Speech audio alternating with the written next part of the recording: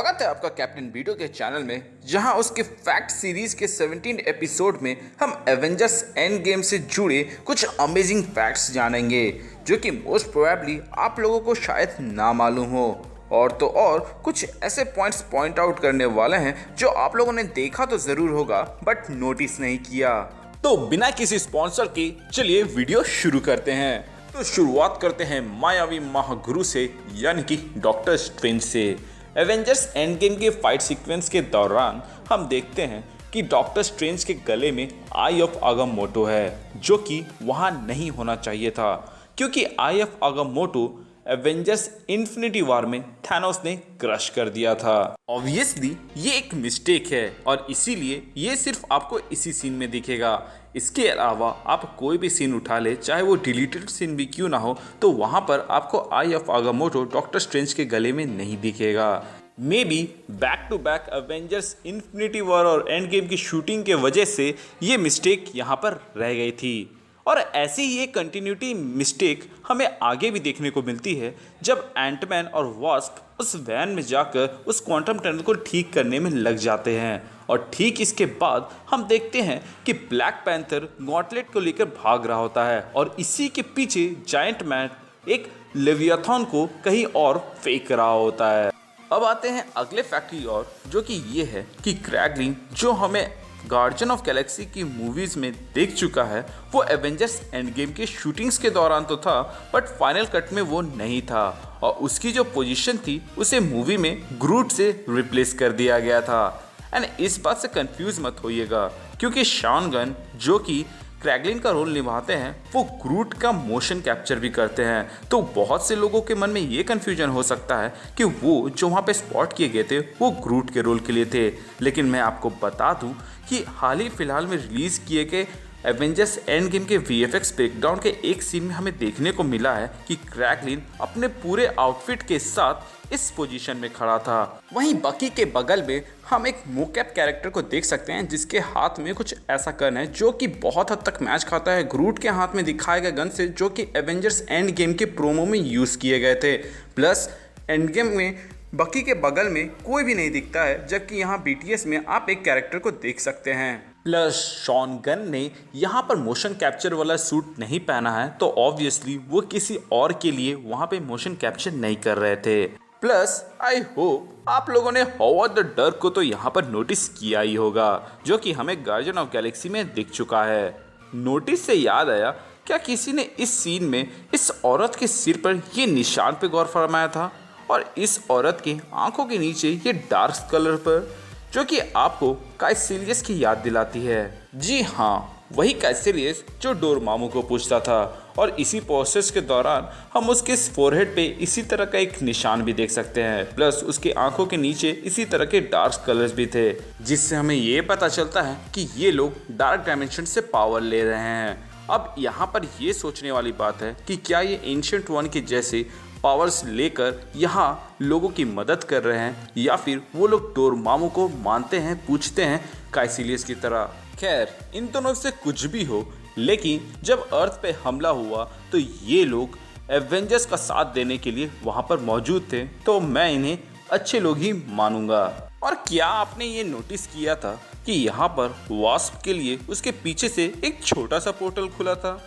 वैसे तो इस सीन में जहाँ कैप्टन अमेरिका नताशा रोमानोफ को बी पॉजिटिव वाला प्रवचन दे रहे थे, वहाँ पर आप बलेरिया शूज़ देख सकते हैं।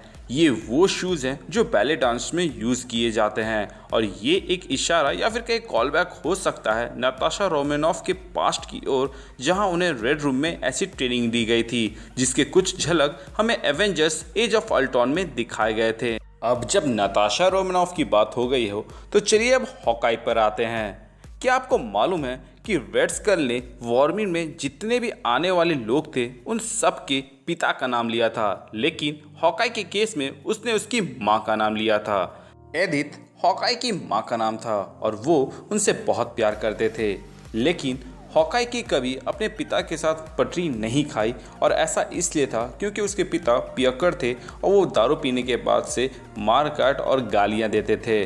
लेकिन एक दिन हॉकाई के पिता जब गाड़ी चला रहे थे तो एक्सीडेंट हो गया था जिसमें वो और उसके साथ उसकी बीवी यानी कि हॉकाई की मम्मी जी मर गई, जिसके बाद हॉकाई ऑर्फनेज चला जाता है और इसके बाद वो सर्कस जाता है और उसके बाद वो शील्ड ज्वाइन करता है। तो अब हम लोग आते हैं अगले फैक्ट की ओर, जो कि उस वक्त है कि है जब वो टाइम हेस्ट यानी कि समय डकैती करने वाले थे। तो हॉकाई पहला एवेंजर रहता है जो स्कॉट के अलावा पिम पार्टिकल्स यूज करता है, जो कि एक नॉड है एक कॉमिक्स की ओर जिसमें वो कुछ समय के लिए हॉकाई का मेंटल छोड़कर गोलायथ बन जाते हैं। जी हाँ, वही गोलायथ जिसका जिक्र आप लोगों ने एमसीयू में एंटमैन एंड द वॉस्प में देखा था, जिसका रोल बिल फॉस्टर निभा रहे होते हैं। कॉमिक्स में भी बिल फॉस्टर ही गोलायथ रहते हैं, लेकिन कुछ टाइम के लिए हॉकाई उनकी जगह लेता है। वैसे मैं आप लोगों को एक राज की बात बताऊं, आप लोगों को एवेंजर्स एज ऑफ अल्ट्रॉन का वो सेफ हाउस तो याद होगा ही, जहां एवेंजर्स कुछ समय के लिए जाते हैं जिसके बारे में किसी को कोई भी आइडिया ना हो, जो असल में हॉकाई का घर रहता है, जहां वो अपनी बीवी बच्चों के साथ रहता है और जिसके बारे में शील्ड के फाइल्स में भी कोई जिक्र नहीं होता है।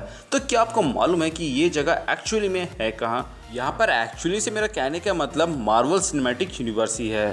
तो गाइस, आप लोगों ने देखा होगा कि जब हल्क स्नैप करता है और सारे मरे हुए लोगों को वापस लाता है तो हॉकाई के फ़ोन में कॉल आता है उसकी बीवी का। तो वहाँ पर हम 573 देख सकते हैं और ये 573 एरिया कोड है eastern half of Saint Louis metro area का, एंड ये मसूरी से है। एंड मसूरी से मुझे याद आया अपना नल्ला आधा सेलेस्टियल यानी कि स्टार लॉर्ड, वो भी मसूरी से था। और ये बात हमें इन्फिनिटी वॉर में पता चलती है, जहाँ टोनी और स्टार लॉर्ड के बीच में जो छोटी सी फाइट होती है, उसी बीच वो कहता है कि मैं मसूरी से हूँ। वैसे गार्जियन ऑफ गैलेक्सी 1 के मूवी में हम लोगों ने वहाँ पर फ्लैग तो देखा था, बट उस पर ज़्यादा लोगों ने ध्यान नहीं दिया था। जेन फॉस्टर की रोल अदा कर रही हुई एक्ट्रेस यानी कि नाटली पोर्टमैन ने एवेंजर्स एंड गेम के लिए कोई शूटिंग नहीं की थी।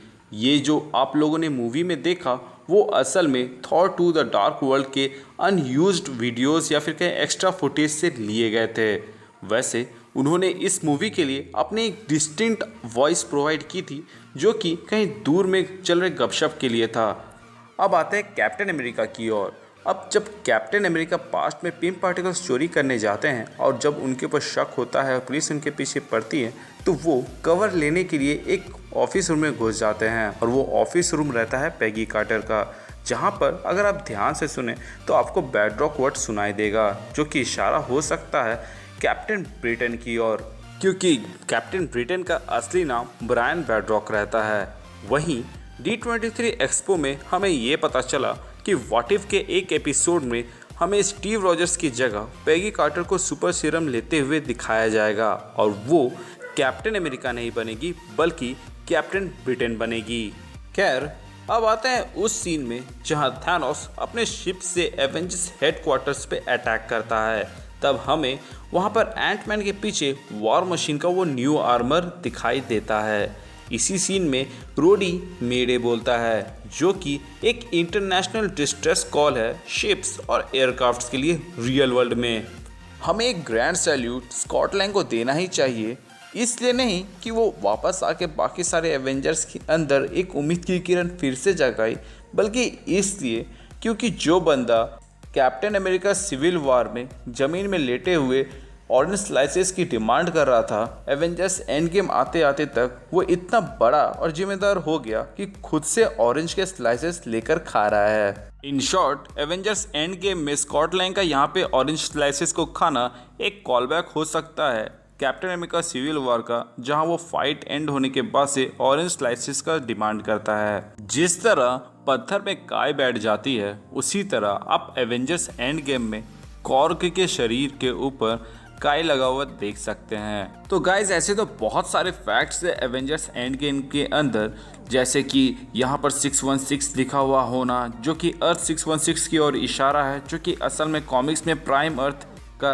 रेफरेंस है, या फिर कह सकते हैं वो अर्थ जहाँ पर मेन कंटिन्यूटी या फिर कहे मेन स्टोरी लाइन चलती रहती है। और एंटमैन का क्लासिक हेलमेट एकदम कॉमिक एक्यूरेट मूवी में दिखाना जैसे ईस्टर एग्स मैं स्किप कर दे रहा हूँ, क्योंकि ये सब ऑलमोस्ट ज़्यादा से ज़्यादा लोगों को ऑलरेडी मालूम है या फिर अब तक पता चल चुका है। लेकिन फिर भी आपको इस वीडियो से एक भी नई बात या फिर नई फैक्ट पता चली हो तो मुझे कमेंट बॉक्स के ज़रिए ज़रूर बताएं और अपने दोस्तों के साथ ज़रूर शेयर करें ताकि उन्हें भी इसके बारे में पता चले।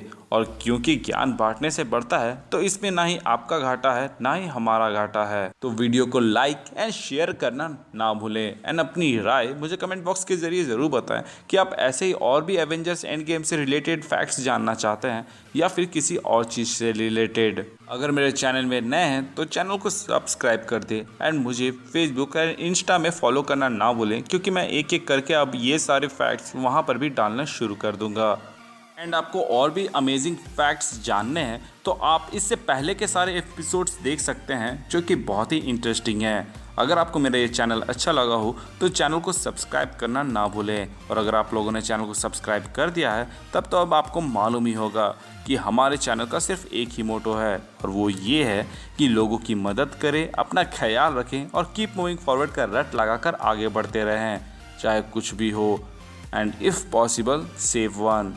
Thank you for watching this video. Stay tuned.